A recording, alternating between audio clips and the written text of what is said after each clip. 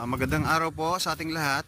Gusto niyo po bang magkaroon ng farm lot na rice field na may pispan at along the road at may kuryente po at 3 kilometers more or less lang po sa highway at along the road po siya at malapit din po ito sa tourist spot Rancho de Cabilio. Ayan po, makikita niyo po may poste po siya ng kuryente. Ito po yung properties po natin.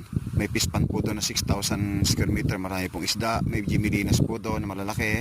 Ito po at ang frontage po siguro ito more or less ay nasa 50 meters po. Ayan, ito po yung daan po natin. Ito po yung properties po natin. Rice field po siya, income generated. At umaani po ito ng mahigit kumulang mga nasa 150 kabans per cropping po twice a year po. Ito po at irrigated po siya. Ito po may hindi po problema sa tubig at may kuryente na rin po, may street light po rito. At ito po may nakabili na rin po doon sa kabilang properties kaya nadidevelop na rin po itong properties po na ito. So ayan, malapit lang po ito sa highway. Ito po yung properties po natin, plat na plat po.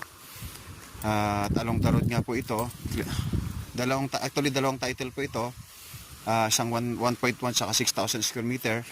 So ito po yung frontage niya, nasa 50 meters more or less po. At andyan po yung Rancho de Cabilio at overlooking po siya sa Mountain View. Ayan, makikita nyo po.